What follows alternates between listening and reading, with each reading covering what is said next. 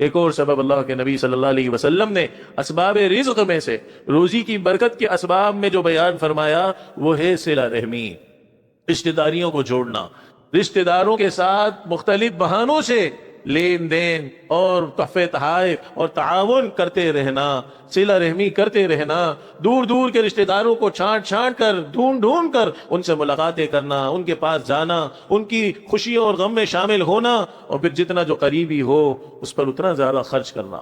یہ صلہ رحمی اللہ کا کتنا بڑا حکم ہے۔ اللہ نے قرآن مجید میں اسے عقل مندوں کی نشانی قرار دیا۔ انما يتذكر اولو الالباب الذين يوفون بعهد الله ولا ينقضون الميثاق والذين يصلون ما امر الله به ان يوصل۔ عقل مندوں کی نشانیوں میں سے ایک نشانی یہ ہے کہ جن رشتہ داریوں کو جوڑنے کا حکم ہے وہ اسے جوڑتے ہیں۔ اللہ کے نبی صلی اللہ علیہ وسلم فرما رہے ہیں کہ جو شخص یہ چاہتا ہو کہ اللہ اس کی روزی کو وسیع کر دے، من احب ان یبسط له فی رزقه۔ دوسری بات فرمائی اللہ اس کی زندگی کو بابرکت بنا دے، لمبی عمر اسے عطا کرے۔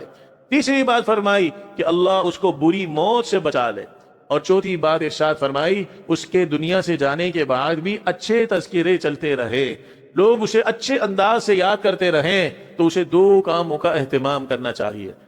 دو کاموں کا اہتمام۔ انعام کتنے ملنے؟ 4 انعام، روزی کی برکت اور لمبی عمر اور بری موت سے حفاظت، مرنے کے بعد بھی اچھے تذکرے۔ فرمایا پہلا عمل اللہ سے ڈرنے کا اہتمام، تقوی کا اہتمام، گناہوں سے اللہ کے خوف سے بچنے کا اہتمام کر لے، اور دوسرا عمل رشتہ داریوں کو جوڑتا چلا جائے۔ کوئی توڑ رہا ہے اسے بھی جوڑے۔ لیس الواصل بالمکافی۔ اللہ کے نبی فرما رہے ہیں صلہ رحمی کرنے والا وہ نہیں جو عدلے کا بدلہ دے رہا ہے، ولکن الواصل الذی اذا قطعت رحمہ وصلھا۔ صلہ رحمی کرنے والا وہ ہے جس کے رشتے کو جب توڑا جائے وہ اس کو جوڑ لے۔ یہ صلہ رحمی روزی کی برکت کا ذریعہ ہے۔ اللہ کے نبی صلی اللہ علیہ وسلم نے ایک اور حدیث میں ارشاد فرمایا کہ اللہ نیکیوں میں جتنے بھی اعمال انسان نیکی والے کرتا ہے، سب سے زیادہ جلدی بدلہ اگر عطا فرماتے ہیں تو وہ صلہ رحمی کا بدلہ عطا کرتے ہیں۔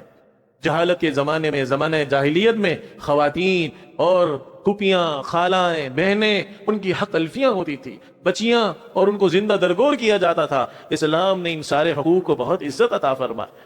حقوق النسواء کے نام پر آج غیر مسلم آوازیں اٹھاتے ہیں اور ان کی آزادی کی باتیں کرتے ہیں۔ اسلام نے جو عزت عورت کو دی ہے، کمزوروں کو دی ہے، ماتحتوں کو دی ہے، میرے دوستوں پھر رشتہ داروں میں جو جتنا کمزور ہوگا، جو جتنا محتاج ہوگا، اس کے ساتھ اتنا تعاون اور اتنا صلہ رحمی، انشاءاللہ یہ چاروں اس کے اجر ملتے رہیں گے۔ روزی کی برکت بھی ہوگی، عمر میں برکت بھی ہوگی، بری موت سے حفاظت بھی ہوگی، دنیا سے جانے کے بعد لوگ اچھے انداز سے یاد بھی کریں گے۔